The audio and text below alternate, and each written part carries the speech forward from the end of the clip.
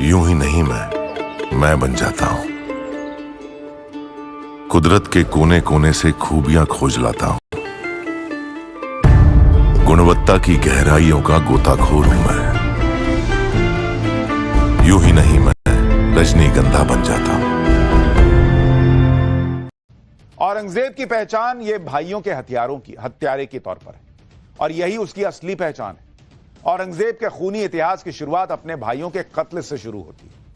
साल 1652 में शाहजहां की सेहत खराब होने लगी थी, जो कि औरंगजेब के फादर थे, और इसी के साथ सत्ता का संघर्ष भी शुरू हो गया। शाहजहां के तीनों बेटों में बादशाह बनने की होड़ लगी हुई थी। शाहजहां दारा शिकोह को अपना उत्तराधिकारी बनाना चाहता था, लेकिन औरंगजेब को यह मंजूर नहीं था। वो खुद बादशाह बनना चाहता था। अपने दोनों भाइयों से निपटने के लिए औरंगजेब कसाई बन गया। औरंगजेब और दारा शिकोह के बीच सत्ता के लिए जंग हुई। जंग में दारा शिकोह हार गया और आगरा से अफगानिस्तान भाग गया। औरंगजेब ने दारा शिकोह का पीछा किया, उसे गिरफ्तार कर लिया गया। दारा शिकोह को कैदी बनाकर सड़क पर घुमाते हुए महल लाया गया। औरंगजेब के सामने ही दारा शिकोह की गर्दन धड़ से अलग कर दी गई। अपने दूसरे भाई शाह शुजा का भी औरंगजेब ने कत्ल करवा दिया था।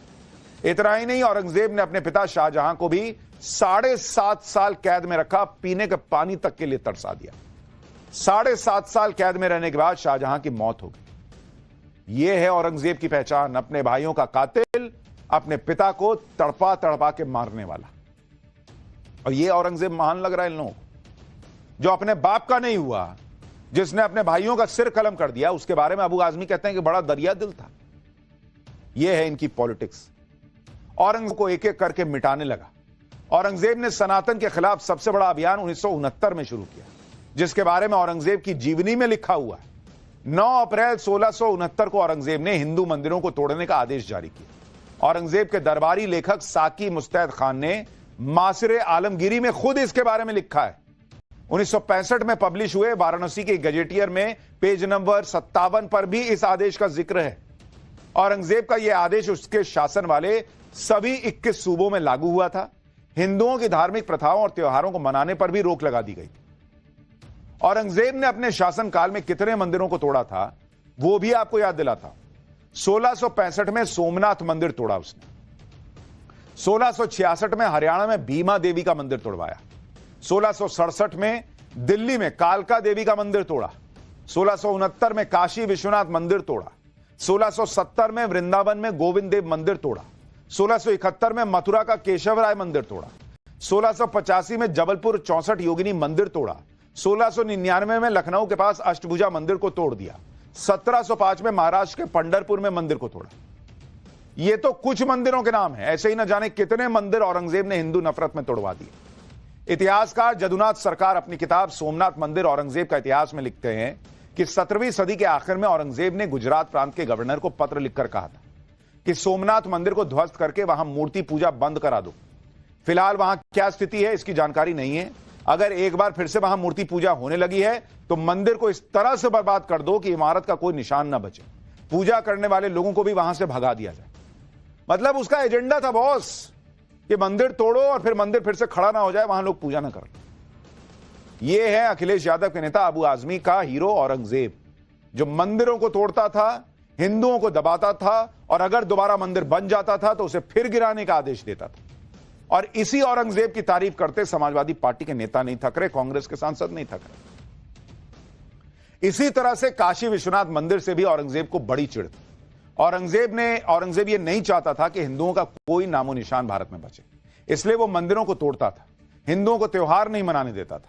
और उस समय हिंदुओं की आस्था का एक बड़ा केंद्र वाराणसी था। काशी विश्वनाथ मंदिर औरंगजेब ने इसलिए तोड़ा क्योंकि काशी हिंदू धर्म संस्कृति का सबसे बड़ा केंद्र था। काशी की प्रतिष्ठा से औरंगजेब नफरत करता था। औरंगजेब का भाई दारा 1656 में काशी आया था। मुगलों के खिलाफ विद्रोह का केंद्र काशी रह चुकी थी। यानी औरंगजेब को हिंदुओं से जुड़ी कोई भी चीज फूटी आंख नहीं सुहाती थी। खास तौर पर काशी विश्वनाथ मंदिर को तोड़ के औरंगजेब हिंदुओं को मैसेज देना चाहता था कि देखो यही हैसियत है इस समय तुम लोगों की। और इसलिए कई लोग कहते हैं कि मंदिर पूरा नहीं तोड़ा गया, उसकी कुछ हिस्से रहने दिए गए और उस पर मस्जिद बनी, ताकि बार बार वो दीवार देखो, वो चिन्ह देखो तो हिंदू जो है ना वो डिमोरलाइज्ड फील करे। हिंदुओं के लिए चुंगी यानी टैक्स को दोगुना कर दिया। हिंदुओं से जजिया कर वसूला जाने लगा। इस्लाम कबूलने पर सरकारी नौकरी मिलती थी। हिंदू अधिकारियों को सेवा से निकाल दिया गया था। बड़े बड़े शहरों में गीत संगीत बंद करा दिया गया। होली दिवाली के त्योहारों पर रोक थी। मूर्ति पूजा को बंद करने का आदेश दिया गया। हिंदू घोड़े हाथी की सवारी नहीं कर सकते थे। मथुरा का नाम इस्लामाबाद कर दिया था। वृंदावन का नाम बदल के मोमिनाबाद कर दिया इसने। गोवर्धन का नाम मोहम्मदपुर कर दिया था। औरंगजेब ने जब कश्मीर में हिंदुओं पर अत्याचार किया तो हिंदुओं ने गुरु तेग बहादुर से मदद मांगी। औरंगजेब ने फरमान दिया कि कश्मीर के हिंदू अगर इस्लाम कबूल कर लेते हैं तो वो जिंदा बच जाएंगे, नहीं तो सबको मार दूंगा।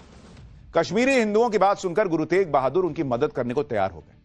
यह बात औरंगजेब को पता चली तो उसने गुरु तेग बहादुर को गिरफ्तार करवा लिया।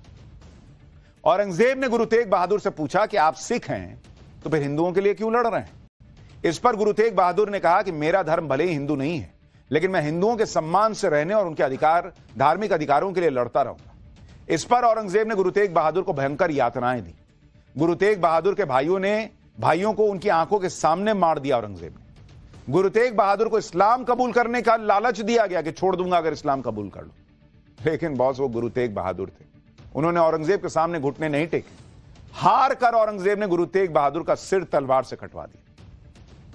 औरंगजेब ने भारत पर 49 साल राज किया और इस दौरान वो भारत को इस्लामिक देश बनाने के मिशन में जुटा रहा। हिंदुओं पर असंख्य अत्याचार किए, लेकिन कहते हैं ना कि हर इंसान को अपने गुनाहों की सजा जरूर मिलती है। औरंगजेब के साथ भी ऐसा ही हुआ। औरंगजेब के आखिरी दिन बहुत ही मुश्किल से कटे। साल 1707 में औरंगजेब जब मरा तो बेहद बूढ़ा हो गया था, चलने फिरने के लायक नहीं था। कई तरह की बीमारियां औरंगजेब को हो चुकी थी। हालत यह हो गई थी औरंगजेब की कि वो खुद से नफरत करने लगा था कि मतलब कैसी मेरी हालत है। अमेरिकी इतिहासकार स्टैनली अल्बर्ट वोलपोर्ट ने अपनी किताब a new history of India और राम कुमार वर्मा ने अपनी किताब औरंगजेब की आखिरी रात में औरंगजेब के पत्रों का जिक्र किया है, जो औरंगजेब ने मरने से पहले अपने बेटों को लिखी थी। औरंगजेब ने इन चिट्ठियों में लिखा था कि अब मैं बूढ़ा और दुर्बल हो गया हूं, मैं नहीं जानता मैं कौन हूं और इस संसार में क्यों आया। मैंने लोगों का भला नहीं किया। यह खुद वो लिख रहा अपनी चिट्ठी में कि मैंने लोगों का भला नहीं किया। यहां लोग मरे जा रहे हैं, ना तो बहुत सबका भला करता था। वो खुद चिट्ठी में बेटों को लिख रहा कि मैंने लोगों का भला नहीं किया। मेरा जीवन ऐसे ही निरर्थक बीत गया। भविष्य को लेकर मुझे कोई उम्मीद नहीं है। ज्वर अब उतर गया है, मतलब बुखार उतर गया है, लेकिन शरीर में सूखी चमड़ी के अलावा कुछ बचा ही नहीं। दुनिया में कुछ भी लेकर नहीं आया था, लेकिन अब पापों का भारी बोझ लेकर यहां से जा रहा हूं। मैं नहीं जानता कि अल्लाह मुझे क्या सजा देगा। मैंने लोगों को जितने भी दुख दिए हैं, वो हर पाप जो मुझसे हुआ है उसका परिणाम मुझे भुगतना होगा। बुराइयों में डूबा हुआ गुनहगार हूं मैं। इतना ही बोलना चाहूंगी। महाराष्ट्र गवर्नमेंट से एक विनंती करूंगी, औरंगाबाद का नाम जिस तरीके से बदलकर हमारे भगवान संभाजी महाराज के नाम पे रखा है, जल्द से जल्द जो कब्र